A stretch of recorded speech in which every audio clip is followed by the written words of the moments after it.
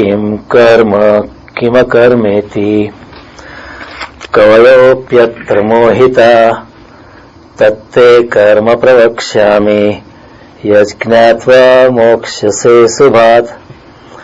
कर्म क्या है और अकर्म क्या है, इस प्रकार इसका निर्णय करने में बुद्धिमान मनुष्य भी मोहित हो जाते।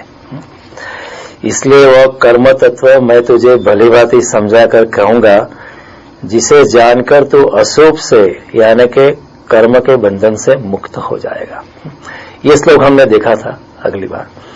And then in continuation Krishna says कर्मणो अपि बोधव्यम बोधव्यम च विकर्मण अकर्मणश्च बोधव्यम गहना कर्मणो गति।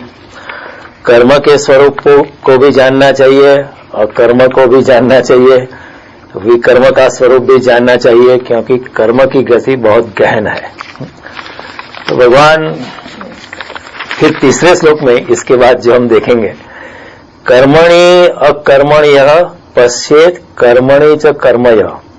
जो मनुष्य कर्म में अकर्म देखता है और जो अकर्म में कर्म देखता है वो मनुष्यों में बुद्धिमान है। और ऐसा योगी सबुद्धिमान मनुष्योसु सयुक्त कृतस्न कर्मकृत। ऐसा योगी कुछ भी नहीं करता है, लेकिन जो दुनिया में जो भी होता है वो उसी से ही होता है। कुछ भी न करते हुए भी वो समस्त कर्मों के करने वाला है। सयुक्त कृतस्न कर्म को, कृतस्न है ना, सारे कर्मों को करने वाला वही है। तो ये 3 श्लोक जो है भगवान ने बड़ी गहनता की बात बताई है कि किम कर्म किम अकर्मेति कवयोप्यत्र मोहिता। कर्म क्या है और कर्म क्या है, इसके बारे में बुद्धिमान मनुष्य भी मोहित हो जाता है। बुद्धिमान मनुष्य को भी उसमें पता नहीं चलता है, और वो मैं आपको समझाऊंगा ताकि आप अशुभ से यानी कर्म के बंधन से आप मुक्त हो सके। फिर भगवान कहते हैं कर्मों को भी जानना चाहिए। कर्मणो अपि बोधव्यम बोधव्यम च विकर्मणि। विकर्म यानी निषेध कर्म को भी जानना चाहिए। अकर्मणश्च बोधव्यम, अकर्म क्या है उसको भी जानना चाहिए, क्योंकि गहना कर्मणो गति, कर्म की गति बहुत गहन है। और फिर बाद में भगवान कहते कर्मणि अकर्मण्य, जो कर्म में अकर्म देखता है और अकर्म में कर्म देखता है, ऐसा मनुष्य में बहुत बुद्धिमान है। और ऐसा मनुष्य कुछ भी नहीं करता है फिर भी समस्त कर्मों के करने वाला है। तो these are very contradictory paradoxical statements by Sri Krishna. Only Krishna will dare to contradict himself. जो इंसान अपनी स्थित प्रज्ञता में होता है, जो व्यक्ति अपने आत्मा में होता है, वही अपने आप को विरोधाभासों से उलझन में पड़ता है।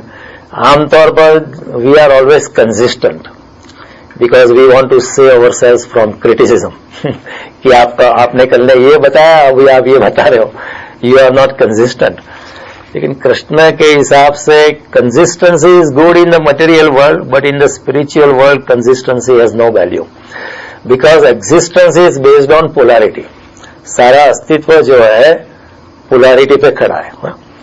राग है तो द्वेष है, सुख है तो दुख है, मान है तो अपमान है, जय है तो पराजय, स्त्री है तो पुरुष भी है, शुभ है तो अशुभ भी है, गुड है तो इविल भी है, मोक्ष है तो बंधन भी है, भक्ति है तो ध्यान भी है, उससे टोटली डिफरेंट वे। तो सारा जगत जो पोलैरिटीज पे खड़ा है, लेकिन जो स्थित प्रज्ञता में है ऐसा व्यक्ति सभी विरोधाभासों को समाविष्ट करके सारी चीज मनुष्य को देता है, और इसलिए उनको हम समझ नहीं पाते। That is why Krishna is most misunderstood. There are millions of copies of Bhagavad Gita sold across the planet, but at the same time Krishna is most misunderstood ever. उसका कारण ये है कि भगवान जो है वो किसी बंधन में आते नहीं है, किसी वक्तव्य के, किसी भाषा के, किसी समय के, किसी स्थान के, कोई भी बंधनों से भगवान बांधे नहीं जाते। अत्यतिष्ठति दशांगुलम, भागवतकार कहता है वो हमेशा 10 उंगली आगे रह जाते। कोई कहते हैं भगवान बहुत सुंदर है, तो लेकिन सुंदरता से भी 10 अंगुली आगे सुंदर है। वो कोई कहते हैं भगवान बड़े सूक्ष्म है, तो बोलते हैं अणु और अणी है, अणु से भी अणु है, सूक्ष्म है, 10 फिंगर्स मोर सूक्ष्म। कोई कहते हैं बड़े विशाल है, तो वो 10 अंगुली और आगे। अत्ये तिष्ठति दशांगुलम, पार हो जाना है जिसका गुण धर्म है, जो हमारे किसी भी मेजरमेंट में आते नहीं है। That which can not be measured is the supreme. आत्मा और परमात्मा ऐसा फिनोमिनन है, क्योंकि वो पदार्थ नहीं है। आत्मा कोई पदार्थ नहीं है, परमात्मा कोई पदार्थ नहीं, इसलिए उसको मेजर करना मुश्किल है, उसको बांधना मुश्किल है, बहुत मुश्किल। इसलिए श्रीमद् भागवत में ऐसी कथा आती है एक रूपक के जरिए कि भगवान श्री कृष्ण अपने बचपन में बहुत नटखट थे और माता यशोदा तंग आ गई थी, तो उन्होंने श्री कृष्ण को बांधना चाहा। तो उन्होंने एक रोप लिया, उनसे बांधना चाहा, लेकिन वो थोड़ा सा छोटा पड़ गया। फिर उन्होंने बड़ा मंगवाया, तो वो भी थोड़ा सा कम हो गया।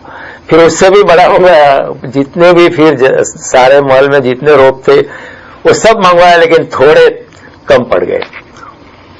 पर कहने का तात्पर्य यह है कि परमात्मा को बांधा नहीं जा सकता है, क्योंकि वो अमाप है।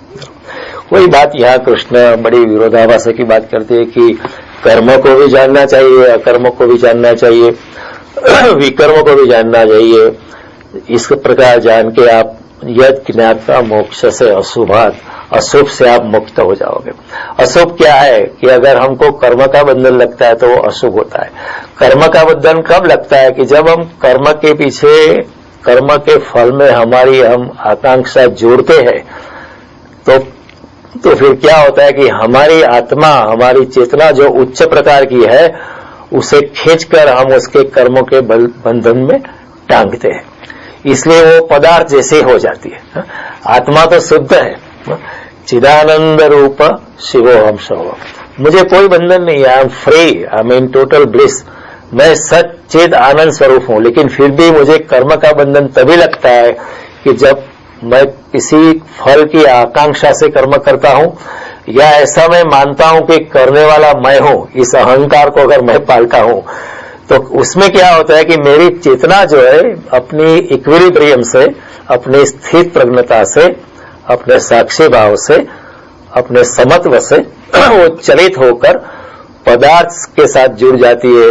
तो चेतना तो पदार्थ से परे है, लेकिन मैं ही खुद उसको जब नीचे खींच के कर्म के बंधन में यानी फल के साथ जोड़ता हूं, तो मेरी चेतना भी वैसी हो जाती है। अगर मैं बहुत धनवान हूं, अगर मेरा मन धन के रखवाली में लग जाता है, तो मेरी चेतना भी धन जैसी हो जाती है। हालांकि मेरी चेतना जीवंत है, लाइवली है, और धन निर्जीव है, तो मेरी चेतना भी जो है वो निर्जीव हो जाती है, यांत्रिक हो जाती है, मैकेनिस्टिक हो जाती है। The greatest curse of our time is we have become mechanistic. सबसे ज्यादा जो श्राप है इस जगत में, specially in this modern day, हम लोग बड़े यांत्रिक हो गए, हमारी चेतना को हमने गंवा दिया है।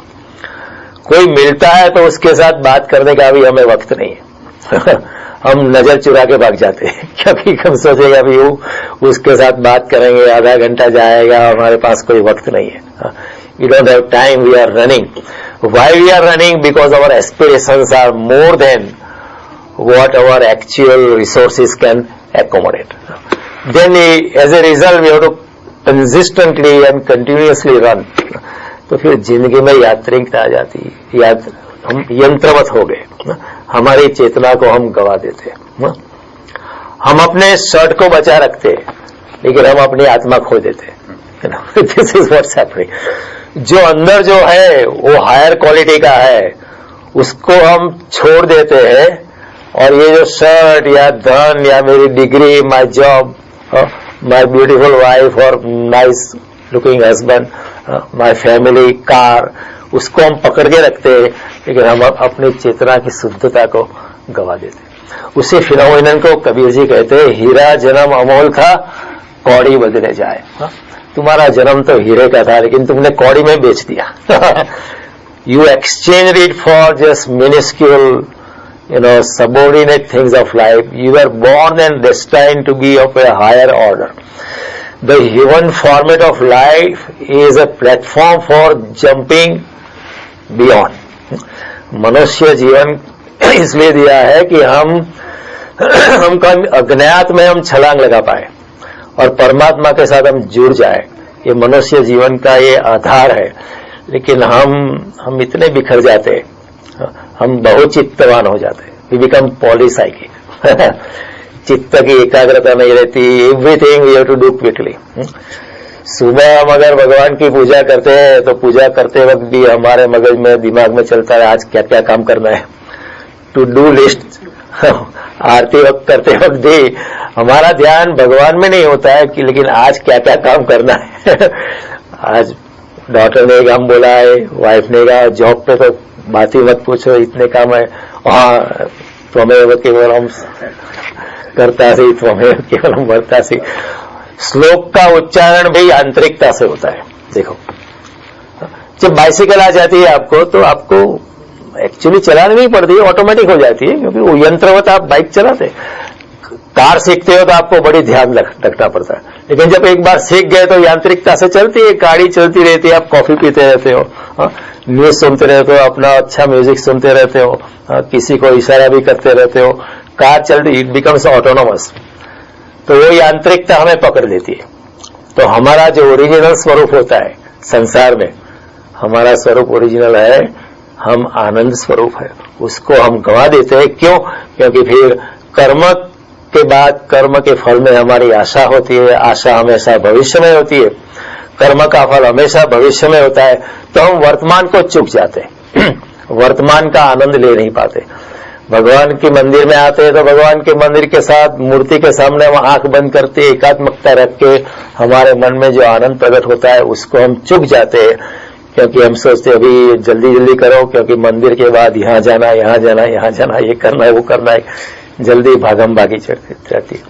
तो यांत्रिकता से हमारा कर्म का बंधन बढ़ जाता है. भगवान उसको कहते हैं अशुभ. वो अशुभ है क्योंकि शुभ होना हमारी प्रकृति है. It is my birth right to be enlighten.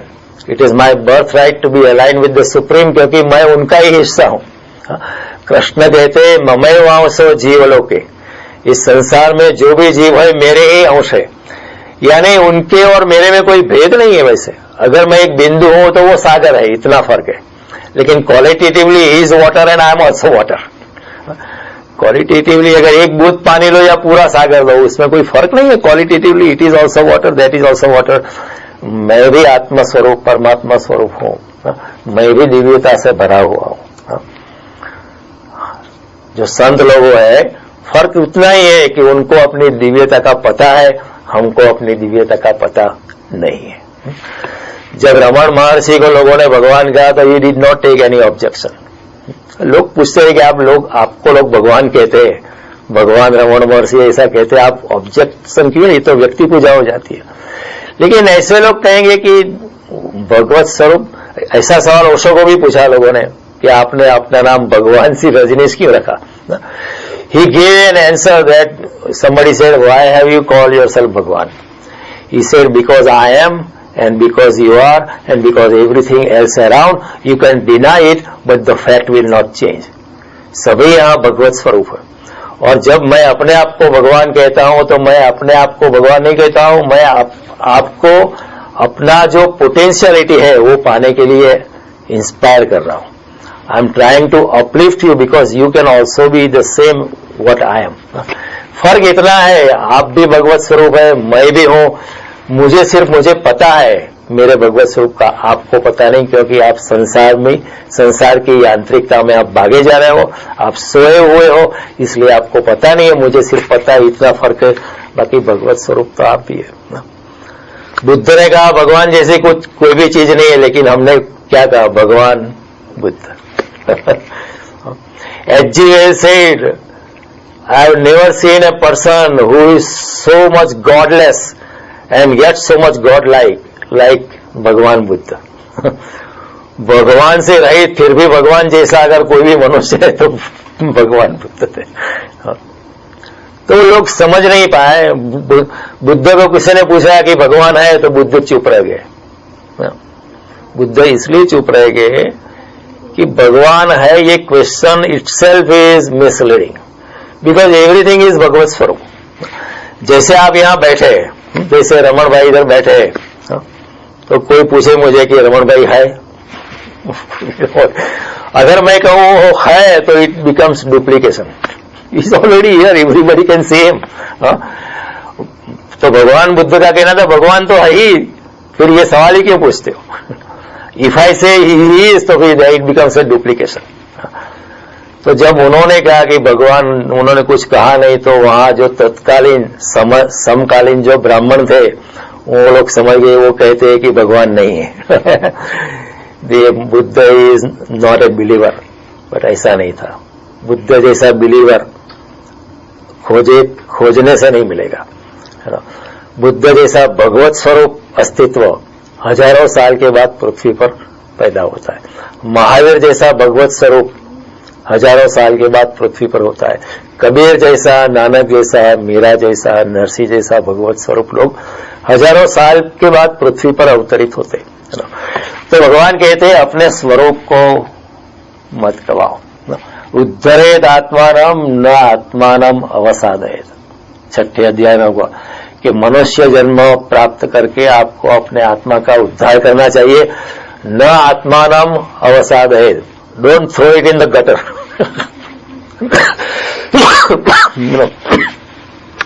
Basically says don't waste it, न अवसादयेत। आप उसको गवा मत दो।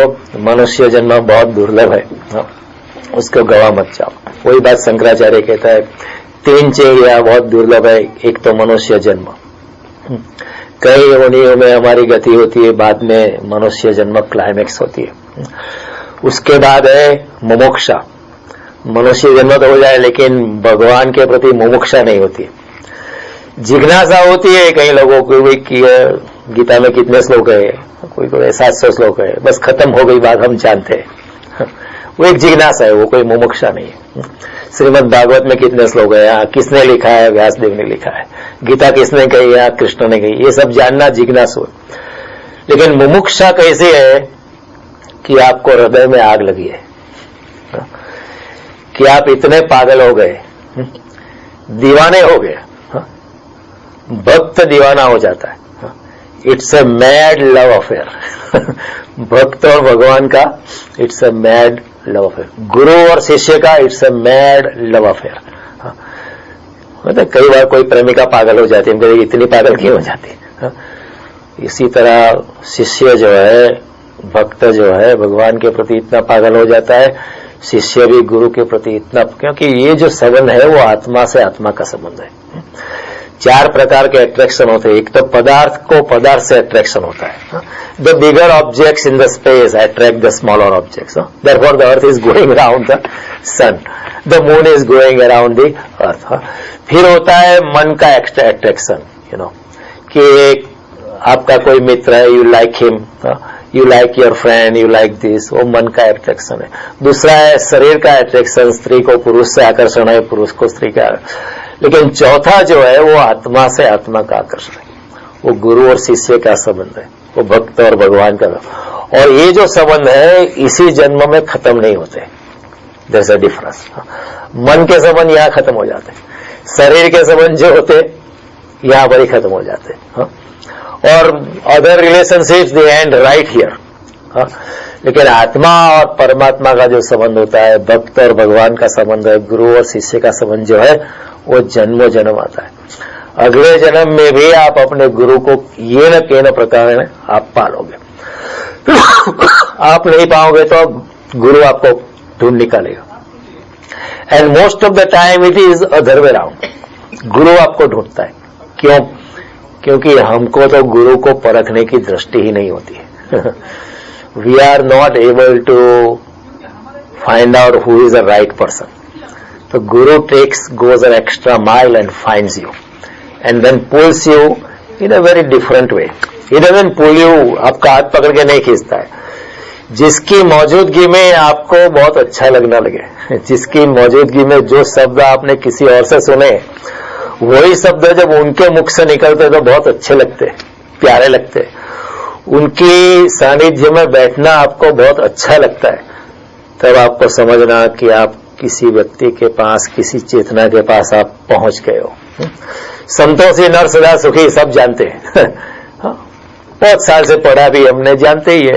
लेकिन यही वचन अगर किसी और से अगर आप सुनते हो और आपको बहुत प्यारा लगता है उसके मुख से, और आपको उसकी आंखों से बड़ा प्रकाश का आविर्भाव लगता है, उनकी मौजूदगी में he works like a catalytic agent in the scientific term, तो समझना आप पहुंचने लगे।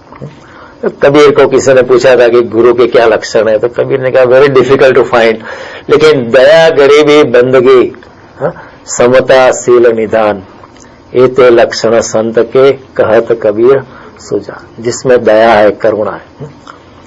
आप उनको गाली दे, लेकिन वो गाली नहीं देंगे प्रतिकर्म में नहीं उलझते। जैसे मैंने आपको बुद्ध की बात समझाई थी लास्ट टाइम। गरीबी यानी हम्बलनेस, इज वेरी हम्बल, उनको कोई मान की अपेक्षा नहीं है। बंदगी जो हमेशा परमात्मा के साथ जुड़ा हुआ, युक्त, कृष्ण का शब्द है युक्त। यद ज्ञात्वा मोक्ष से अशुभात, जैसे यहाँ कहते हैं कृष्ण सबुद्धिमान मनुष्येषु सयुक्त कृतस्न कर्म, जो बंदगी में डूबा है, समता है, जिसको समत्व में डूबा है। बहुत अच्छा बताया कबीर जी ने, जो समत्व से बनाया, उसका मान अपमान, स्त्री पुरुष, हानि लाभ, जीवन मरण, सभी पोलैरिटी से जो तीसरे बिंदु पे तुरीय अवस्था में जो बैठा है, समता, शील, निदान, ऐसे गुणों से जो भरा हुआ है, वो संत है। ऐसा कबीर जी ने he gave as a sample and he said it is still difficult to find out, क्योंकि हमारे आंख में वो दृष्टि नहीं है। गुरु को परखने की या संत को परखने की दृष्टि हमारे पास होती नहीं है। इसलिए कहने का तात्पर्य है कि हम गुरु को नहीं खोजते, गुरु हमको खोजता है हम गुरु नहीं खोज पाते, गुरु ही हमें खोज लेता है। अगर हमारे मन में मुमुक्षा है, अगर हमारी आध्यात्मिकता में थोड़ी सी गति हो चुकी है और हमारे हृदय में प्यास जग गई है, ऐसी लागी लगन मीरा हो गई मगन, ऐसा भाव मन में उठने लगा है कि ऐसी रंग दे कि रंग नाई छूटे, धोबिया धोए चाहे सारी उम्र, ऐसा रंग लगा दे कि वो रंग उखड़े ही नहीं। ऐसी जब मन में मुमुक्षा होती है तब हम अध्यात्म के मार्ग में चलने लगे, ऐसा प्रतीत होता है। तो उसी वक्त ऐसी हालत में गुरु को ढूंढ निकालना, वो जो जिम्मेवारी है आपकी नहीं है, अस्तित्व की है। अस्तित्व अपने आप आपके सामने कोई व्यक्ति को रख लेगा अस्तित्व जो है अपने आप आपके ढूंढे बिना, without yours trying, it will happen on its own. फिर किसी शायर ने लिखा है कि यूं अचानक तेरी आवाज, ऐसा आपको होने लगेगा कि यूं अचानक तेरी आवाज आई कहीं वीराने में यूं अचानक तेरी आवाज आई कहीं वीराने में, जैसे पर्वत का जिगर चीर के कोई झरना फूटे, जैसे पर्वत का जिगर चीर के कोई झरना फूटे, या जमीनों की मोहब्बत में तड़प कर आसमां से कोई शोक सितारा टूटे, या जमीनों की मोहब्बत में तड़प कर आसमां से कोई शोक सितारा टूटे। सहज सा घुल गया तलखावा ये तन्हाई में, रंग सा फैल गया दिल के स्याही खाने में, यूं अचानक तेरी आवाज आई कहीं वीराने में। फिर आपको लगेगा कि no, I found the right person, I found मेरा प्रियतम मुझे मिल गया। गुरु और शिष्य का relationship is a loving, is a mad love affair. शिष्य को प्रियतमा बनना पड़ता है। कबीर जी कहते हैं मैं तो राम की Dulhania. See the statement, is a man, is not a woman, but is मैं तो राम की दुल्हनिया। तो शिष्य कहता है मैं तो अपनी गुरु की प्रियतमा, और जो भक्त कहता है मैं तो भगवान कृष्ण की गोपी हूं, चाहे वो पुरुष हो। जब तक गोपी भाव नहीं होता है तब तक कृष्ण आपके सामने उपस्थित नहीं हो सकते। जब तक मैं तो राम की दुल्हनिया ऐसी जब तक भावना नहीं है, समर्पितता की भावना नहीं है, तब तक राम के साथ तादात्म्य बनाना बहुत मुश्किल है। और जब तक हमारे दिल में मुमुक्षा नहीं है, जब तक हम अध्यात्म के रास्ते पे थोड़ा 2 कदम चलते नहीं, तब तक गुरु नहीं आता। लेकिन जब चलते हैं तो गुरु अपने आप आता है। रामकृष्ण परमहंस को ऐसा हुआ कि वो बड़ी साधना कर रहे थे, उन्होंने आकार की साधना कर दी थी। मां भवानी प्रत्यक्ष साक्षात उनके जब आंख बंद करते तो उपस्थित होती थी, ऐसी साधना थी। लेकिन उनको फिर भी लगता था कि this is not enough, I am not fulfilled. कई बार ऐसा होता है। जैसे व्यास देव ने 4 वेदों का निर्माण किया, 4 वेदों की रचना की, वेदों का विस्तार किया, फिर भी दिल खाली रहता था। तो नारद जी आए, उनको पूछा आप इतने उदास क्यों है, आपको तो आनंदित होना चाहिए, इतने वेदों का निर्माण किया, वेदों का विस्तार किया। विस्तार से स व्यास, जिन्होंने विस्तार किया उसका नाम है व्यास। जो विस्तार करता है संक्षिप्त का, there is only one formula, सत्य तो एक ही है, लेकिन विस्तार कर करके उन्होंने वेदों में लाखों श्लोक बनाए। तो फिर भी उदास थे, तो नारद जी ने पूछा कि क्या नारद जी, जब व्यासदेव उदास थे, दिल में उदासी थी, दिल में जब मुमुक्षा थी, तो उनके विरुद्ध नारद जी अपने आप उपस्थित हो गए कि क्यों उदास है, कि उदासी लगती है। तो उन्होंने कहा कि आप भगवान की कथा का निर्माण करो और कुछ भक्ति की बातें करो। भगवान की कथा में बहुत रसामृत होता है, कथा से भी अध्यात्म झर सकता है, तब कथाओं का निर्माण करो। फिर व्यास जी ने 18 पुराणों की रचना की, 18 पुराणास, 385,000 वर्सेस, 3,85,000 श्लोक की। और इसमें भागवत पुराण को बोलते हैं श्रीमद् भागवत पुराण, उसमें 18,000 श्लोक भगवान भागवत मिलेंगे। तो रामकृष्ण परमहंस को लगता था कि my heart is not fulfilled, although मां भवानी से मेरा प्रत्यक्ष, लेकिन मैं फिर भी ये साकार में, मुझे निराकार में जाना है। क्योंकि जब तक आप साकार में हो तब तक सीमित हो, जब तक साकार में है तब तक आप सीमित हो। मैं साकार में हूं तो I am confined to this body, I cannot be anywhere else except here, क्योंकि मैं बॉडी में। जब निराकार में जब आपका स्वरूप होता है तो then you are everywhere. See then nirakar is unlimited. निराकार जो है, और जो निराकार है वो ही कोई भी आकार चाहे वो ले सकता है। भगवान निराकार है तो वो गणपति का स्वरूप ले सकते हैं, हाफ मैन हाफ एलिफेंट। भगवान निराकार है तो नरसिंह का स्वरूप ले सकते हैं, हाफ मैन हाफ लायन। क्योंकि वो निराकार है तो कोई भी आकार में प्रवेश कर सकते हैं। लेकिन अगर मैं आकार में हूं, आप लोग आकार में, तो कोई भी आकार धारण नहीं कर सकते। तो रामकृष्ण को निराकार की साधना करने लगे, लेकिन हो नहीं पाता था। लेकिन जब मुमुक्षा बहुत बढ़ गई, तब वहां से दक्षिणेश्वर मंदिर के बाहर ही तोतापुरी नाम का संत, जो गुजरात से था, वो गुजर रहा था। उसको तुरंत पता चल गया कि somebody is, वो कुछ तड़फन हो रही है इसको भगवान का निराकार स्वरूप पाने की कोशिश करता है लेकिन मिल नहीं रहा। तो उसने पूछा कि क्या हो रहा है अंदर, तो लोगों ने कहा अंदर रामकृष्ण परमहंस है, वो निराकार की साधना में लगे, कुछ हो नहीं रहा है। तो वो तोतापुरी अंदर गए and he said I can help you, I can help you, लेकिन तुम्हें आकार की धारणा से मुक्त होना पड़ेगा। रामकृष्ण से तो what do you mean? Sir आपको मां भवानी से मुक्त होना पड़ेगा, तभी आप निराकार में जा पाओगे। You are confined in to Maa Bhavani sakar swaroop so much कि unless you go beyond it, अगर आप उसका छेदन करके बाहर नहीं जाओगे तब तक आप निराकार में प्रवेश नहीं कर पाओगे।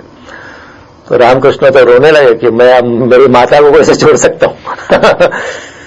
तो तोतापुरी ने कहा तो ठीक है मैं चलता हूं। रामकृष्ण नहीं आप जाओ मत, मुझे निराकार का अनुभव लेना है। तो बहुत समझाया कि जब आप ध्यान में जाते हो तो आप जब मां भवानी साक्षात आपके सामने प्रत्यक्ष स्वरूप में खड़ी होती है तो आप उसकी मूर्ति को तोड़ के आगे जाना है। तो उसने कहा मैं तोड़ूंगा कैसे, I can not do it. इतनी जिंदगी के साथ मैं तो उनका बेटा हूं, मैं कैसे प्रतिमा को तोड़ सकूंगा। तो तोतापुरी ने समझाया कि ये तो है प्रतिमा, लेकिन ये भी तुम्हारे it is also your extended imagination. ये भी तुम्हारा एक है, तुम्हारा इमेजिनेशन काफी अच्छा है, लेकिन it is still an imagination. आपको तोड़ के जाना पड़ेगा। तो कैसे तोड़ो? कि वहां एक तलवार पड़ी होगी, वो तलवार से मूर्ति तोड़ना। रामकृष्ण ध्यान में जाए लेकिन बाहर आ जाएगा, नहीं वो तलवार से मैं मां की मूर्ति कैसे तोड़ सकता हूं, आई कैनॉट डू इट। तो तब you are limiting yourself. You बाहर जाना है तो निराकार, क्योंकि परमात्मा तो अल्टीमेटली निराकार स्वरूप में। भगवान कृष्ण जरूर आए, भगवान राम आए, लेकिन उनका जो अल्टीमेट स्वरूप है वो तो निराकार है, वो तो निरंजन निर्गुण निराकार है। वहां कोई न नाम है, न कोई रूप है, न रंग है, न आकार है। जो मूर्ति हम देखते हैं वो मूर्ति में तो भगवान है, लेकिन जो मूर्ति के बीच में जो स्पेस है वहां भी भगवान है। हा? ये जो स्पेस है उसमें भी कृष्ण है। हा? उनका निराकार स्वरूप तो चारों ओर व्याप्त है, चारों ओर परमात्मा व्याप्त है। तो तैपुरी ने कहा कि जब आप ध्यान की अंतिम अवस्था में आओगे तब मारे एक ग्लास का टुकड़ा जो है, आई स्क्रैच योर हेड, थोड़ा सा खून, और आपको ध्यान की गहनता में पता चलेगा कि आई हैव स्क्रैच्ड इट।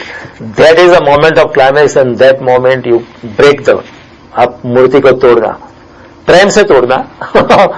प्रेम से तोड़ो, माता को पसंद है कोई बात नहीं। हा? कोई बार बेटा माता को एक लगाता है, किक्स द मदर, प्रेम से करो कोई बात नहीं, माता को कोई बुरा नहीं। लेकिन आपको माता का अगर निराकार स्वरूप पकड़ना है, निराकार में अगर प्रवेश करना है, तो आपको ये करना पड़ेगा, अपने ही इमेजिनेशन से बाहर निकलना पड़ेगा। तो finally when Totapuri gave warning that I am going to leave you now if you don't do it, तो उस दिन जब हुआ तो तोतापुरी ने सर पे छेद किया। उसी वक्त रामकृष्ण ने इमेजिनरी तलवार उठाई और इमेजिनरी मूर्ति को तोड़ा। And he was in a different state of world for 6 or 7 days. He did not even wake up. वो सांस चलती रहती थी। लोगों ने सोचा मर गए कि सांस इतनी धीमी चलती थी। If somebody had medically examined him, they would have certified him dead, because by all available medical science, the then medical science, or medical science even as of today, well, all the symptoms of a dead man are being complied with, and we certify you dead. हो सकता था, but he came back, and then after he came back, he said, "This was the ultimate. This was the ultimate." ये चरम सीमा हो गई। लेकिन फिर भी यात्रा जो है वहां रुकती नहीं है। लेकिन हमें ये गलत फहमी है कि आफ्टर एनलाइटनमेंट भगवान को पा लिया तो फिर बस हो गया, वहां बैठे। नहीं, वो यात्रा तो चलती ही रहती है। दिने दिने नवम नवम, शंकराचार्य कहते हैं। भगवान को पाने के बाद भी भगवान के हजारों नए स्वरूप बाहर प्रकट होते, फिर और रहस्य खुलते ही रहते, हर रोज नए नए रहस्य। और इसलिए बहुत आनंद है, इतने नए नए स्वरूप है, इतनी नई नई भगवान की लीला आप देखते रहो, आपको अनुभव होता ही रहेगा। This is infinite. तो journey never stops, journey continues for ever. So even now enjoy the journey. We have not reached anywhere, but we have made a beginning towards the journey. कम से कम रेलवे की ticket तो हमने जेब में रखी कि चलो यात्रा पे निकले, साथ में अब सब लोग हैं। Start enjoying the journey and don't wait for the result. Result आता है, कई लोगों को होता है कि मैं इतना करता हूं, कुछ अनुभव नहीं होता है, परमात्मा आता नहीं। दिस इज नॉट, आपका गणित यहां चलने वाला नहीं है। जो संसार का गणित होता है ना, इतना करते हैं तो इतना मिलता है या नहीं मिलता है, घाटा होता है, ये गणित यहां नहीं चलता है। जब हमारी एलिजिबिलिटी होती है तो ऑटोमेटिकली परमात्मा का प्रागट्य अपने आप होता है। लेकिन हमारी तैयारी होनी चाहिए, जन्मों जन्म की प्रतीक्षा। जब मैं एलिजिबल होगा तब आएगा वो, जल्दी क्या है। और इस जगत में समय जैसी कोई चीज ही नहीं है, देयर इज नो टाइम। अस्तित्व के लिए, अस्तित्व is in a state of timelessness, और मैं भी अस्तित्व का एक छोटा सा पुर्जा हूं, तो I am also in a state of timelessness. तो आप फिक्र मत करो, there is unlimited time, time जैसी कोई चीज ही नहीं है। तो जन्मों जन्म की यात्रा हो सकती है, और हो सकता है it can happen on the spur of the moment, when you are mentally ready and intuitively ready, not even mentally, when you are existentially ready, that let it happen when I am eligible for it.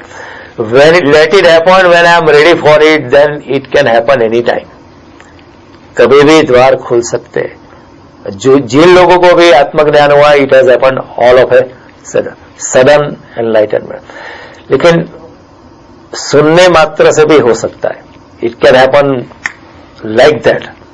और न ही होता तो जन्मों जन्म भी लगते हैं, लेकिन अनेक जन्मों के बाद भी जब होता है तो ऐसा होता है। You are not anticipating anything and it just happen like that. तो ये एक बड़ी गहन प्रक्रिया है, इंसान को जल्दी नहीं करनी चाहिए। जल्दी में क्या है कि then again you are going in to future, अब वर्तमान को भूल जाते हो और परमात्मा वर्तमान में। एक जैन फकीर था, वो आत्मज्ञानी था, लेकिन उसकी शिष्या ने उसे पूछा कि मैं कब आत्मज्ञान में प्रवेश करूंगी। तो उसने कहा कि आप फिक्र मत करो, हो जाएगा, लेकिन it will happen all of a sudden. तो एक दिन बहुत सालों के बाद कुछ हुआ, हो नहीं रहा था, वो भी सोचती कि कुछ नहीं हो रहा है। When will it happen to me, when will I enter the true spirituality, कब मैं आत्मज्ञान में प्रवेश करूंगी, कब मैं मेरे गुरु जैसी हो जाऊंगी। गुरु कहते हैं कि you are capable, you have potential, लेकिन हो क्यों नहीं रहा है। एक दिन गुरु ने उसको जानबूझकर बोला कि आप रात्रि का टाइम है, लेकिन पूर्णिमा है, प्रकाश है, आप नदी में जाओ और अपना जो पानी का जो 2 बर्तन है उसको भर के लाओ। तो उसने एक लकड़ी पे, जो पुराने जमाने में करते थे, 2 हैंड्स, उन्होंने बड़े बड़े बर्तन टांग दिए और पानी भर के आ रही थी। रात का टाइम था और वो सोच रही थी कि इतना सुंदर चंद्रमा है, और वो परमात्मा का चिंतन करने में मग्न हो गई कि कितनी सुंदर रात्रि है। It is a gift of God, this beautiful night God has given me, and Guru is so wonderful. He told me to go out, so I am able to enjoy this beautiful moon, which is nothing but a reflection of the Supreme. जो भी यहाँ दिखाई पड़ता है वो परमात्मा स्वरूप ही है। तो ऐसा सोचते जाती थी, और इतने में उसकी जो लकड़ी थी वो टूट गई। वो जो लकड़ी थी वो टूट गई, और दोनों बर्तन मिट्टी के थे वो भी टूट गए। वो थोड़ी चौंकी, लेकिन उसी वक्त the existence started entering inside her. She started feeling कि चारों ओर से अस्तित्व मेरे में प्रवेश कर रहा है। वो बिखर गई, उसका अस्तित्व टूट गया। She became all pervading, उसको आत्मज्ञान में वो प्रवेश हुई। वो जल्दी जल्दी बाद में 1 घंटे तक, तो क्योंकि जब अनुभव होता है तो इतना बड़ा अनुभव होता है कि मनुष्य उसको बेयर नहीं कर पाता, धारण नहीं कर सकता है। जब वो उठी 1-2 घंटे के बाद, तो उसको पता चला कि बस अभी हो गया, अब आनंद ही आनंद है, मैं अपने आनंद स्वरूप में आ गई हूं। अब गुरु की बड़ी कृपा हो गई है।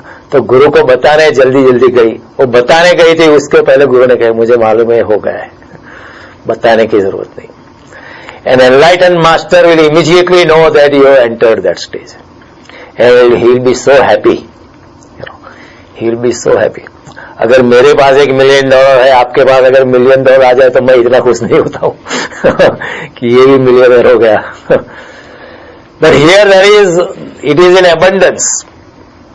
There is the laws of economics don't apply here. Everything is in abundance. Therefore Kabir ji से अगर आपको होता है, आप दूसरे को देने लगो, दोनों हाथ उलेचिए। जब आपकी नौका डूबती है, पानी अंदर आने लगता है, तो आप क्या करते हो? दोनों हाथ से पानी बाहर फेंकते, नहीं तो नौका डूब जाएगी। तो कबीर जी कहते अगर आपके पास ज्ञान आता है तो दोनों हाथ उलेचिए, जितना दोगे उतना आपके पास आएगा। तो these are very beautiful. गुरु और शिष्य का संबंध जो है बड़ा अद्भुत है, बड़ा अद्भुत है। तो कृष्ण जो की बात है, कृष्ण कहते हैं कि आप कर्मों को भी नहीं जानते, क्योंकि एक कवयोप्यत्र मोहिता, बुद्धिमान मनुष्य भी कर्म क्या है अकर्म क्या है उसको जानते नहीं। उसका मतलब ये है कि जिसको हमने कर्म समझा था वो सच्ची में कर्म नहीं है, जिसको हमने अकर्म या आलस या प्रमाद समझा था वो सच में अकर्म नहीं है, वो कुछ और ही है। मैंने आपको कुछ शुद्ध कर्म क्या है, कर्म क्या है? कर्म कृष्ण के हिसाब से वही कर्म है जो अपने गुणानुसार प्रकट होता है। आप में जो भी प्रकृति है वो प्रकृति के अनुसार जो कर्म होता है, और जो कर्म करके आपको आनंद आता है। अगर आप एक पेंटर है, आपको पेंटिंग करके आनंद आएगा। अगर आप कोई चित्रकार है, आपको चित्रकाम करके आनंद आएगा। अगर आपका कवि हृदय है, आपको कविता लिखने के बाद आनंद आएगा। अगर आपका कोई डॉक्टरी दिमाग है, तो आपको कोई पेशेंट के देखने के बाद आपको जरूर आनंद का आपको भगवान कहे जो भी आपके गुण है, गुणानुसार आप कर्म करो और फल की आशा रखे बिना करो। कोई भी कामना नहीं, कोई भी इच्छा नहीं, कामना रहित कर्म करो, निष्काम कर्म करो, तो वो एक कर्म है। और फिर भगवान कहते कि मैंने किया है ऐसी भावना मत रखो। क्योंकि जब मैं कहता हूं कि मैंने किया है तो मेरा अहंकार आ जाता है। मेरा अहंकार आ जाता है तो मैं अपने साक्षी भाव से चलित हो जाता हूं, समत्व से चलित हो जाता हूं, स्थित प्रज्ञता से चलित हो जाता हूं। तब मेरा अहंकार बढ़ जाता है। अगर अहंकार बढ़ता है तो परमात्मा के दरवाजे अपने आप बंद हो जाता है। परमात्मा के महासागर में मैं अपनी नौका को रख नहीं सकता हूं। तो भगवान कहते हैं कि शुद्ध कर्म वो है जो अपने गुण के अनुसार प्रकट होते हैं, उसमें आपको आनंद आता है, आपकी कोई उसमें कामेच्छा नहीं है और मैंने किया है ऐसी कोई आपकी भावना नहीं है, और जिसमें कोई प्रतिकर्म की आशा नहीं। मैंने आपको प्रतिकर्म समझा है। कोई हमें गाली देता है, हम भी उसको गाली देते हैं। कोई हमारी प्रशंसा करता है तो हम भी उसको प्रशंसा करते हैं। भगवान के प्रतिकर्म भी एक सकाम कर्म है। जहां प्रतिकर्म नहीं है, जहां कर्म के फल की आशा नहीं है, जहां अपने गुणानुसार कर्म होते रहते हैं और मैंने नहीं किया है, ऐसी जहां भावना है वो है शुद्ध कर्म। मैंने आपको कुछ एग्जाम्पल दिए थे शुद्ध कर्म क्या है। जैसे मैं आपको कुछ नया एग्जाम्पल दूं, कोई वैज्ञानिक होता है, उसका मन हमेशा विज्ञान में घुमा रहता है क्योंकि उसकी प्रकृति ऐसी है। कई वैज्ञानिक ऐसे 2-3 दिन खाना ही भूल गए थे। They are so much busy, they even sleep in the lab, even in the experimental place they just sleep there, क्योंकि उनको बाहर निकलना है, नहाना है, धोना है, सब कुछ भूल जाते हैं क्योंकि पूरा दिमाग 7/24 they are working on that project. और उनको बहुत आनंद है क्योंकि जैसा गुण है वैसा काम कर रहे हैं और उनको बहुत अपेक्षा नहीं है कि मेरी पेटेंट मिलेगी। देखो न्यूटन को कोई अपेक्षा थी इतना पेटेंट मिलेगा, कॉपीराइट मिलेगा। आइंस्टीन को कोई अपेक्षा नहीं थी, बस ये करने में बहुत आनंद आता है विदाउट एनी एक्सपेक्टेशन, अपने गुणानुसार। और मैंने बहुत केयर दिया ऐसी कोई भावना नहीं है। कोई बार फर्स्ट ईयर साइंस का स्टूडेंट बहुत मगरूर होता है कि आई एम वेरी इंटेलिजेंट, लेकिन कोई वैज्ञानिक होता है उसको कोई मगरूरी नहीं होती, because he knows existence more than, जितना जानता है उतना विनम्र होने लगता है। विद्या विनय न शोभते, विद्यावान वही है जो बड़ा हम्बल है, बड़ा इतना विनम्र है तो कि मैं पूछूं ऐसी किसी भावना नहीं। तो आइंस्टाइन भी एक ऐसा इंसान था, शुद्ध कर्म करने वाला था। हमेशा अपने विज्ञान के बारे में सोचता रहता, बहुत कुछ जगत की बातें भूल जाता था। जैसे कोई भक्त है भगवान में खो जाता है, जगत उसे भूल जाता है। आइंस्टाइन भी ऐसा ही इंसान था। एक बार किसी ने बुलाया होगा, उसको इन्विटेशन दिया होगा कि डिनर पे आना है, he went and he was in the party, but even while in the party such people are thinking about their, जहां रुके थे मैथमेटिकल फॉर्मूला और फिजिक्स फॉर्मूला, ये करना है, एग्जिस्टेंस क्या है, व्हाट इज अ फॉर्मूला, वो उनके बारे में सोचते रहते। ऊपर से खाना खाते, सबको मिलते, लेकिन भीतरी दिमाग उसमें चलता रहता है। तो कई गेस्ट आए थे, सब आए, धीरे धीरे लोग जाने लगे। आइंस्टाइन बैठा रहा एक कुर्सी पर, टेबल पे, वो गेस्ट भी वहां बैठा रहा। फिर 12 बजे 1 बजे, और गेस्ट फिर घड़ी देखने लगेगा कि आइंस्टाइन तो बैठ गया, जाने का नाम नहीं लेता है। 2 बजे वो गेस्ट भी घड़ी देखता था, और जब भी गेस्ट घड़ी दे आइंस्टाइन भी अपनी घड़ी देखता था, दोनों घड़ी देखते थे। 3 बज गए। तो फिर आइंस्टाइन ने पूछा कि आपको घर नहीं जाना है? तो उसने कहा बड़े भैया ये घर मेरा है, आपको नहीं जाना है, आपको। Einstein forgot that it is not his house. देखो अपने वैज्ञानिक विचार में इतना मशगूल है, इतना रत है, इतना अंदर से डूबा हुआ है अपने कार्य में, वो कार्य करके इतना आनंद है कि वो भूल ही गया कि ये घर मेरा नहीं है, किसी और का घर है। उसने गेस्ट ने कहा कि आपको अगर यहाँ सोना है तो मैं आपके लिए इंतजाम, आप हमारे घर सोएंगे, हमको बहुत आनंद आएगा। वो आइंस्टाइन से I am so sorry, I did not realise that it is not my house, he just went. वही इसी प्रकार वैन गो वाज पेंटिंग, उसके पेंटिंग के कुछ दाम नहीं निपसते थे, वो भूख से मरता था। उसका ब्रदर उसको 1 वीक का अलाउंस देता था कि ये तुम्हारे 7 दिन के पैसे, उसमें से 3 दिन वो फास्ट करता था, उसमें से पैसे जो बचे उसमें से कुछ कैनवास, कलर चित्रकारी पीछे वगैरह लाता था, मटेरियल लाता था, and then he will feed himself and paint. Nobody was giving any value, but he liked to do painting. इतने खो जाता था उसमें. And he enthusiastically was giving it as a gift, free gift in the town. लोग लेने के लिए तैयार नहीं था, क्योंकि nobody knew the value कि this is a crazy guy, उसका चित्र का करना क्या है. This is the kind of a pure act, सिर्फ pure act.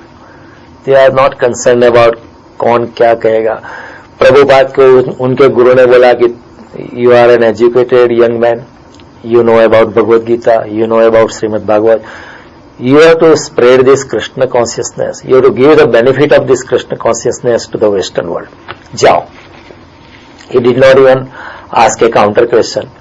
They got a free complimentary ticket from Scindia Navigation Company. जहाज में 3 महीना मुसाफरी करके अमेरिका है, जेब में $8. He never questioned his guru कि how will I go, कहाँ रहूंगा. He just landed, no, बस काम शुरू करो. And then he started working, and in 11 years the whole thing became, and he remember he came here at the age of 69. जब लोग जिंदगी से विदा होने लगते हैं कि अभी हमें कुछ नहीं करना है, रिटायर होकर बस बैठना है, गुरु ने बोला और कुछ सोचने का नहीं. Don't even question. गुरु ने जो भी बोला है ठीक ही बोला होगा, अगर ठीक नहीं भी बोला है तो भी क्वेश्चन नहीं करने का. Just do it. वो नाइकी का सिद्धांत है, जस्ट डू इट. तो प्रभु I told himself just do it. So ये है शुद्ध कर्म. शुद्ध कर्म ऐसे ही चलते रहते, हमको पता है क्योंकि हमने कभी किए नहीं है. I am giving you Atlanta example. यहाँ बेवरली हॉल फर्नीचर गैलरी थी बखेड़ में, उसका एक दूसरा भी शॉप था. उसका ओनर का नाम था जेरी. अभी तो चल बसा, 2 साल हुए कहीं. He was like a divine person walking in the plan on this planet. American था लेकिन ही वॉज लाइक एक दिव्य पुरुष इस प्लानेट पे चल रहा है, ऐसा उसका व्यक्तित्व था. मेरा एक दोस्त है, वो मिडल ईस्ट से पहली बार अमेरिका आया था. तो उसकी बीबी है, 3 बच्चे थे छोटे छोटे उस वक्त. तो उसको उसने नौकरी पर रखा था. एंड ही सॉ कि this new guy is working hard. और पहले का जो अकाउंटेंट था इतना बहुत ब्रेक लेता था, कॉफी स्टेशन में काफी वक्त गंवाता था, जल्दी निकल जाता था, लेट आता था. But this guy is working very hard, you know. Typical Gujarati लोग जब हम नए आते तो काम करते हैं ना, we want to prove ourself. He was working very hard. तो वो बोलता था कि आप जल्दी निकल क्यों नहीं जाते हो 5 बजे सभी लोग. क्योंकि उसने कहा कि जब तक I don't bring everything under my belt मुझे अच्छा नहीं लगता है. I want to work hard and get to know everything and then I will start living in time. So he was very placed on him. So after 2 weeks this Jerry guy, only 2 weeks, he doesn't even know this person. Where do you stay? So I live in an apartment. Why don't you buy a house? How will I buy a house? I'm just a newcomer. I don't have that saving. I have 3 kids at home. He said, no, don't worry. You look for a house. I'll pay the down payment. I'll write you a check for down payment. So he just laughed it off and then started working it. 2 week के बाद फिर पूछा उसको, have you started looking? He said, no. You think I am not serious? I'm serious. I'll write you a down payment check. Okay, why will you do that for me? Okay, no, I just like you. I just like you. And I believe you will repay. Even if you repay, it doesn't matter to me. I want to write a down payment check for you. So he started looking for it because he forced me to look for a house. He started looking for a house. And all the friends, they said, don't be so stupid. Nobody will write you a check. कोई ऐसा check लिखता नहीं है. और तुम्हें 2 week हुआ है, वो आपको जानता नहीं है. तो नहीं, उसने बोला है, और is forcing me to look for a house. तो देखो, look for a house, identified a house, and the guy wrote a cheque, down payment. That kind of person they are exist because उनका स्वभाव है किसी को help करने का, एंड दे एक्ट अपॉन इट. And then after some time he gave, what is your wife doing? So he's looking after 3 kids at home. I have 3 children, small one. Okay, why don't you give them for babysitting and I'll get your wife a job? He said, but babysitting will be so expensive that it won't produce any extra marginal income. He said, I'll send my wife to your house tomorrow. She'll pick up the kids. She'll look after your kids. Ask your wife to start working. Next day, wife came to pick up the kids. Said, my wife is not doing anything at home. And she'll love to babysit. No charge. No, why should you do that? आपको इतना तो नहीं करना चाहिए. Don't bury us under this obligation. No, I'm serious. Next day, wife came and picked up the children. He said, no, you can start a job. She started a job. कई लोग ऐसे होते. They are inclined to help others. They do it. कोई कामना नहीं है, कोई इच्छा नहीं, मैंने किया है ऐसी कोई भावना नहीं है. This guy worked for him for 25 years until the time the company went bankrupt, and after the company went into bankruptcy, Jerry, he also left this world. उनके गोडाउन में चोरी हो गई. Is a top of the line furniture, European furniture, classic furniture. कोई top of the line furniture लेके गुम हो गया. They came to know it has been stolen. So they filed a police report. And the police caught one guy, and he was the employee. कि तुम्हारा employee ने चोरी की है. They caught with evidence. And they arrested him and took him away. Jerry was not happy that an employee was arrested. His wife came crying. कि please help my husband. He was under financial stress. So 2-3 piece furniture के उठा के गया. हालांकि it is like $5,000-10,000 in value because they are top of the line European classic furniture. Jerry went to the police station and submitted his bail. जुर्माना दिया कि please release him. The police looked at him. What are you doing? He stole in your garage and you are here to submit papers for him. Yeah, it has never happened. Let it happen now, he said. So he gave जो भी bell money देना था उसके लिए उसको दिया, उसको वहां से रिहा किया. उसको बोला अभी ऐसा मत करना, ईमानदारी बनाए रखना, तुम्हारी job is there, start working from tomorrow. The guy started working from tomorrow. There are people like that. जिसको हम शुद्ध कर्म कह सकते हैं. Pure act. अपने गुणानुसार फल की कोई कामना नहीं. मैंने किया है ऐसा किसी का अभिमान नहीं. After he died, my friend and wife have kept his picture in their Bhagwan's mandir. Along with Krishna's picture, they have kept a small picture of Jerry. क्योंकि एक दिव्यता भरा इंसान था. ऐसे भी लोग होते हैं जो शुद्ध कर्म में. I give you more examples. इसको भगवान कहते हैं शुद्ध कर्म. और अकर्म क्या है कि जब आप करते हो लेकिन मैंने नहीं, अब मैंने किया है ऐसी भावना नहीं है. आप भूल ही जाते हो कि आपने किया है. आप करते हो. और कर्म का ऐसा मतलब ऐसे नहीं कि आप आराम कुर्सी में बैठ जाओ. और कर्म का मीनिंग ऐसा नहीं कि आप आलस और प्रमाद से भर जाओ. कृष्ण कहते कर्म के फल की आशा नहीं रखले, फिर भी कर्म तो करते ही रहना है. That should not be a single moment without action. लेकिन आपने किया है, मैंने किया है ऐसी भावना नहीं रखने की. कई बार इंसान आराम कुर्सी में बैठता है, मैं कर्म में डूबा हूं. लेकिन जब इंसान आराम करते इतने विचार चलते, इतने लोगों को मार देता है अपने स्वप्न में, अपने ड्रीम में, इतना बदला लेता है. बिकॉज उसमें विचार करने में समय और स्थान का व्यवधान नहीं है. There is no barrier of time and space. You can go around in the world.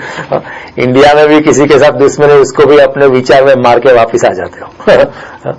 किसी की पत्नी चुरा के ले आ जा सकते हो, क्योंकि देन माइंड, और वो भी एक्शन है.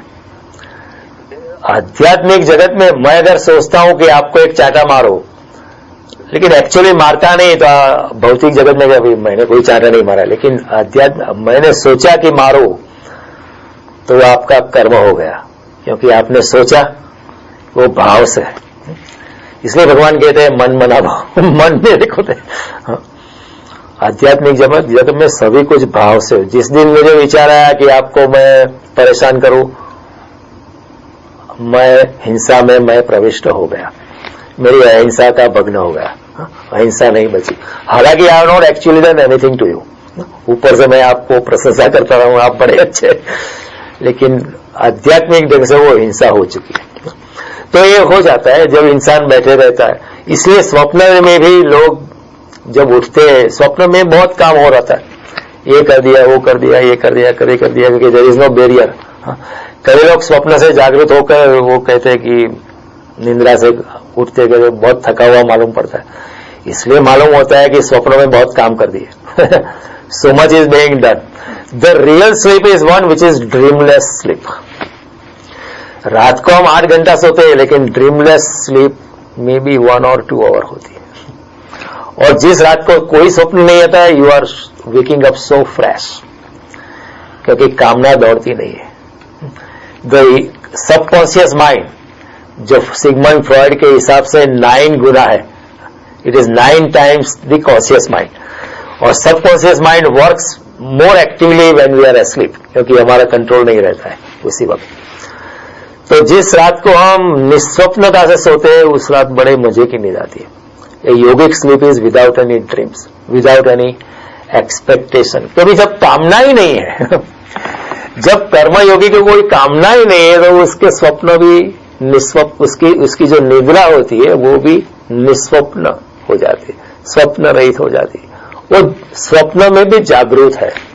देखो, ये एक अवस्था है, शरीर सोया होता है लेकिन उसकी चेतना जागरूक है। ऐसा योगी अपने सोए हुए शरीर को भी देख सकता है कि ये मेरा शरीर सोया पड़ा है, 8 घंटे के बाद उठेगा।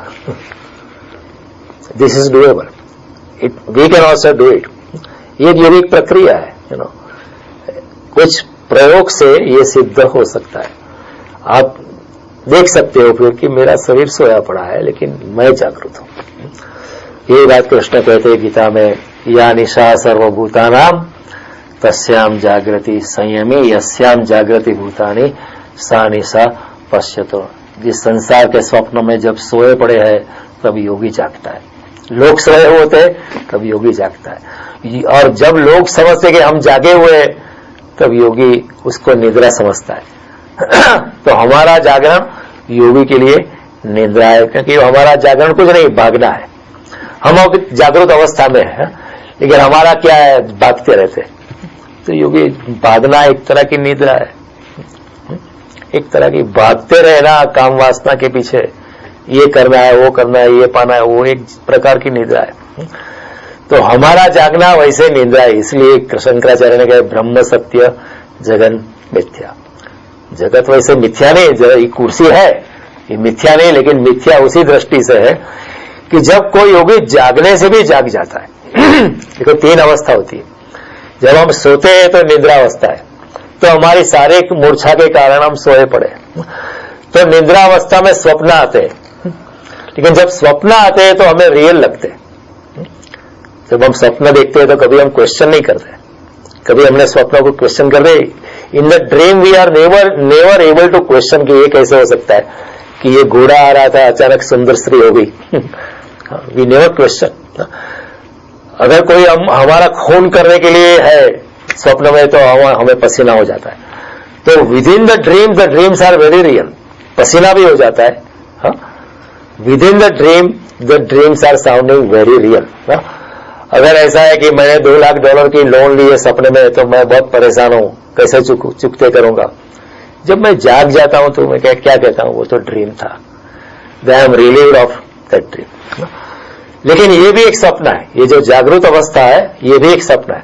लेकिन अब जब जागने से भी जागते, जब हमारी जागृत अवस्था से भी जब कोई योगी जाग जाता है, तब उसको पता चलता है कि जो जिंदगी को मैं जागना समझता था जन्म से लेकर आज तक, वो भी एक तरह का स्वप्न ही था।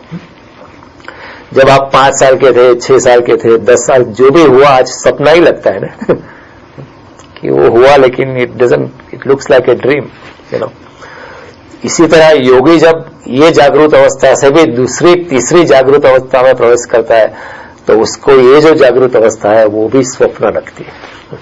That's the only difference. योगी जब जागने से भी जाग जाता है, ऐसे आत्मज्ञान के अनुभव के बाद उसको जगत सपना लगता है। तब योगी समझता है कि ये संसार में जो जागे हुए लोग हैं वो भी सोए हुए। तभी लक्ष्मण जी कहते हैं, मोह निशा सब सोवन हारा, देख ही स्वप्न अनेक प्रकार। इस जगत में, जगत की मोह रात्रि में मोह निशा सब सोवन हरा, जगत की मोह रात्रि में सभी सोए पड़े। देख ही स्वप्न अनेक प्रकार, सभी काम वासना के स्वप्न देख रहे हैं। इन्हीं जगत जामिनी जाग ही जोगी, परमार्थी प्रपंच। ये जगत जो सोया उसमें योगी जागता है, क्योंकि वो परमात्मा की ओर ढला हुआ है और प्रपंच से मुक्त है। संसार के प्रपंच, संसार की माया से प्रपंच योगी। जान ही तब ही जीव जग जागा, जब सब विषय विलास विरागा। इंसान को तभी जागा हुआ समझना चाहिए जब वो काम और क्रोध और जगत के प्रपंच से मुक्त हुआ है, तभी उसे जागा हुआ समझना। तब तक क्या समझना? तब तक सोया हुआ समझना। This is statement by Lakshman ji. इंसान को तभी जागा हुआ समझना जब वो कामना से वासना से मुक्त, तब तक सो भी सोया हुआ। जान ही तब ही जीव जग जागा, जब सब विषय विलास विरागा। होई विवेक मोह भ्रम भागा, जब विवेक की जागृति होती है मोह का भ्रम टूटता है। होई विवेक मोह भ्रम भागा, तब रघुपति चरण अनुरागा। तभी भगवान के चरण के प्रति आपको अनुराग होता है, तब तक भक्ति प्रकट होती नहीं है। तब तक हम भागते रहते हैं। तो भगवान राम के चरणों में आपको कोई प्रीति होती नहीं है, क्योंकि हम भागते रहते हैं। तो ये this is a beautiful statement. तो भगवान कहते हैं अकर्म जो ऊपर से जो आलस में बैठा है वो अकर्म नहीं है। अकर्म तभी सिद्ध होता है कि जब अंदर आपके दिल में बिल्कुल कामना रहित चीज है, कोई भी वासना नहीं, कोई भी तरंग नहीं है, कोई भी महत्वाकांक्षा नहीं है, कोई भी आंदोलन नहीं है। जब आप अपनी शून्यता में, अपनी स्थित प्रज्ञता में शांति से अपने मौन में बैठे हो, तभी अकर्म होता है। तब और अकर्म जब होता है तो सब कर्म होता है, लेकिन आपका कर्म के साथ अटैचमेंट नहीं है। मैंने किया है ऐसी आपकी भावना नहीं होती है। तो ऐसा ये भी सब कुछ करता है। कर्मणि अपि प्रवृत्तोपि नैव किंचित करोति स। वो ऐसा भी सब कुछ करता है, फिर भी वो कुछ भी नहीं करता है, क्योंकि मैंने किया है ऐसी कोई भावना नहीं है। यस्तु आत्मरतिरेव स्यात् आत्मतृप्तस्य मानव आत्मेव च संतुष्टो तस्य कार्य न। जो अपने आत्मा में ही रममाण है, आत्मा से ही संतुष्ट है, उसके लिए कुछ करने को बाकी नहीं है।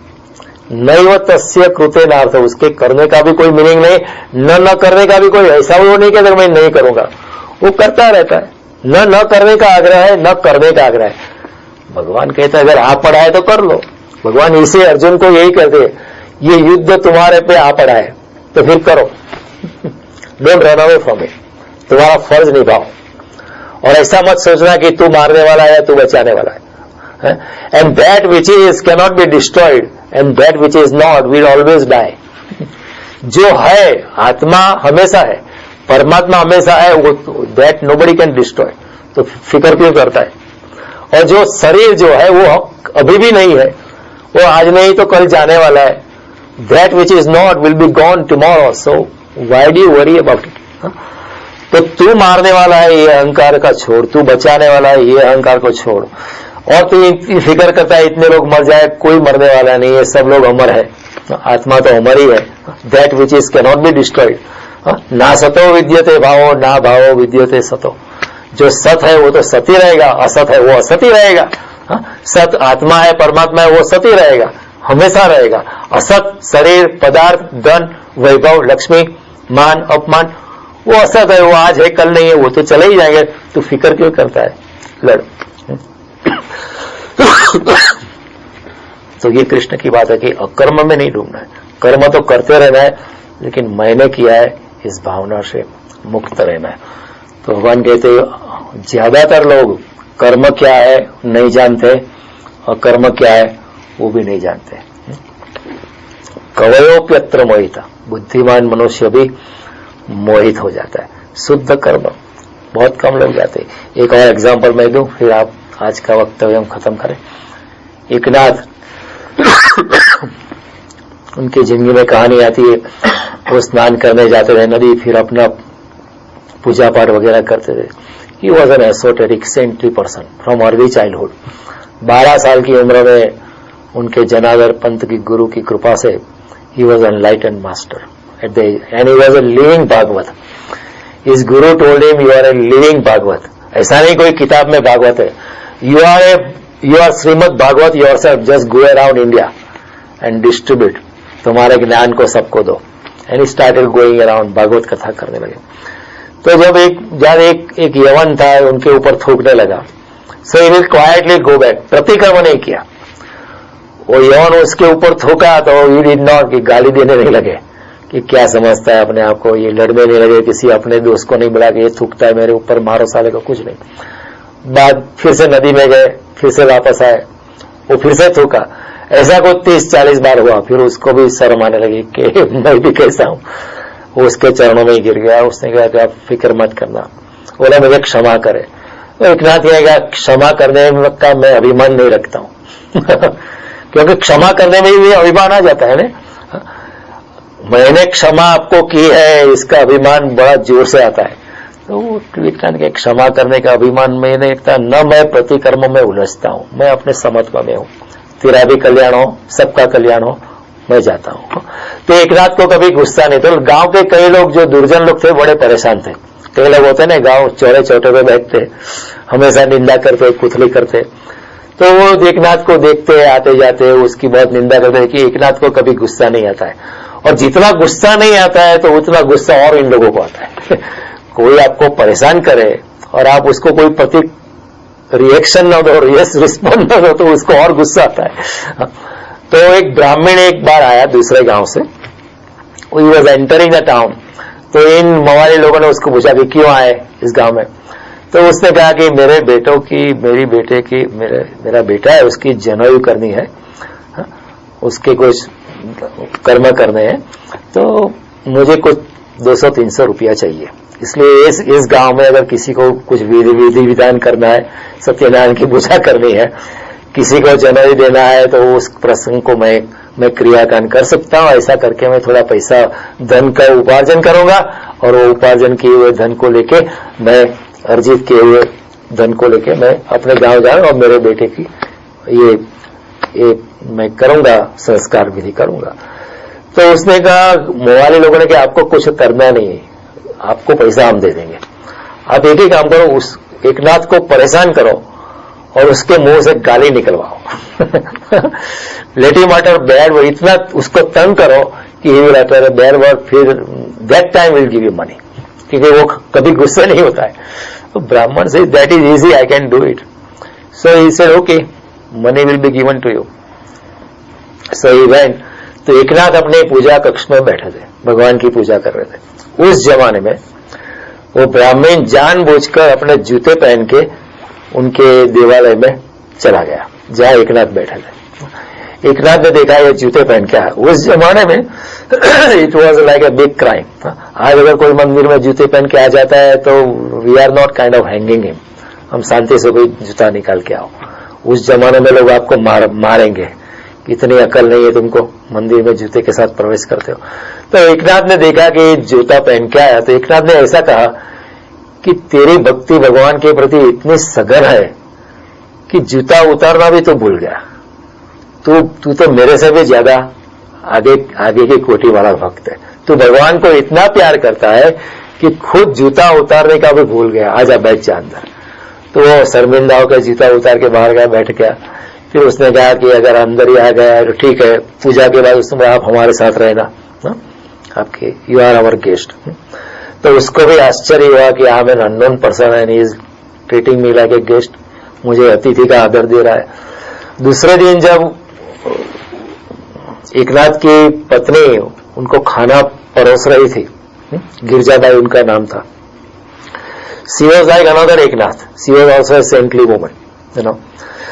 तो वो जो खाना परोसने के लिए थोड़ी सी बैंड, बिकॉज लोग नीचे बैठ के खाना खाते थे ना, तो व्हेन शी बेंट डाउन, वो खड़ा होकर उसकी पीठ पे बैठ गया.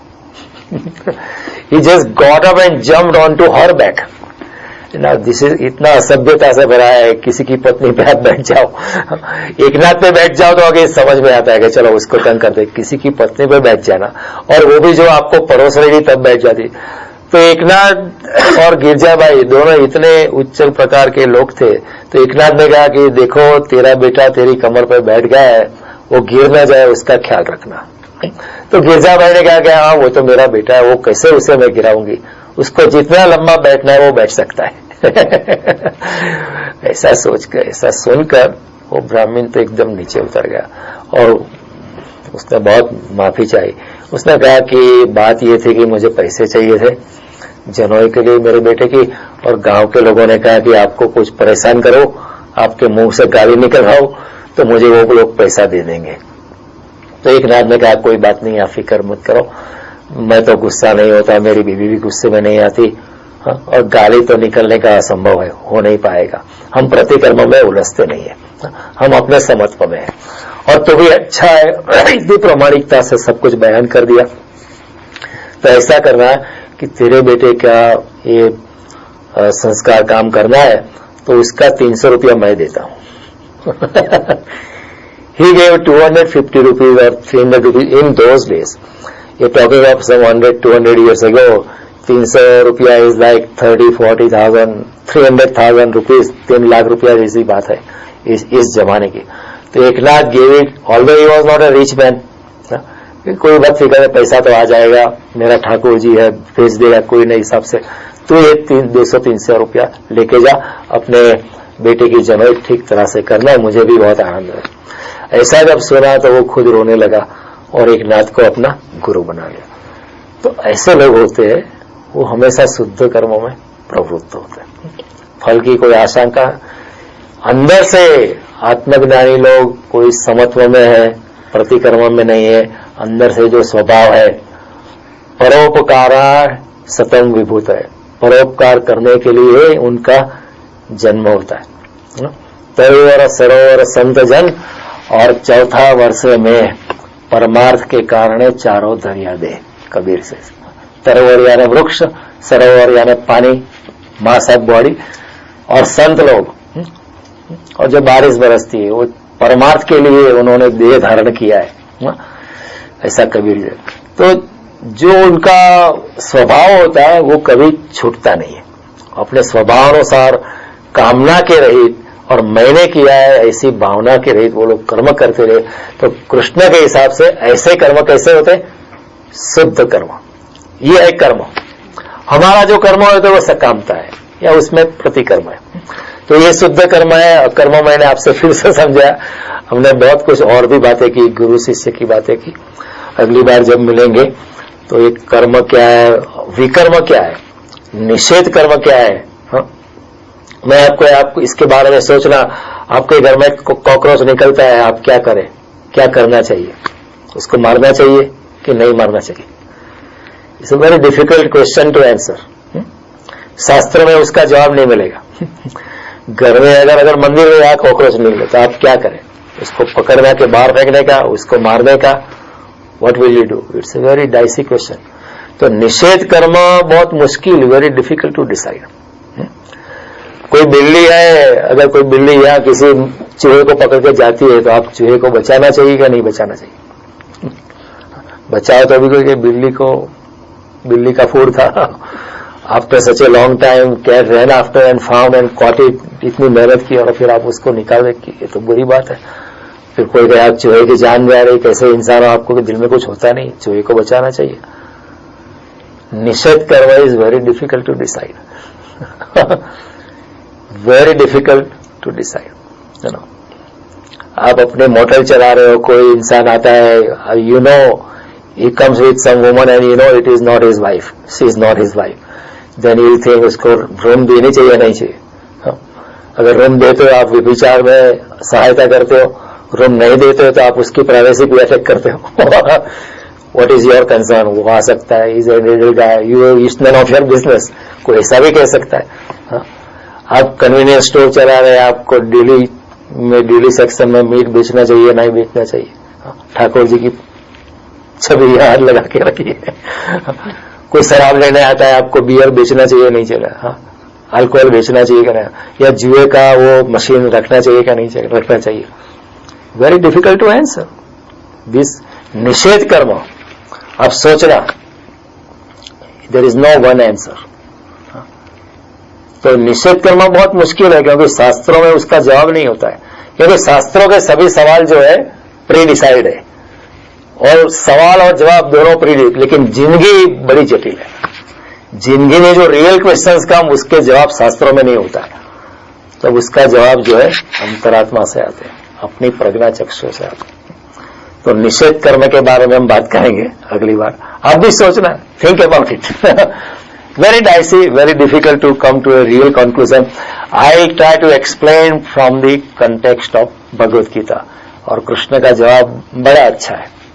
ही gives a perfect answer. Okay, नमस्कार।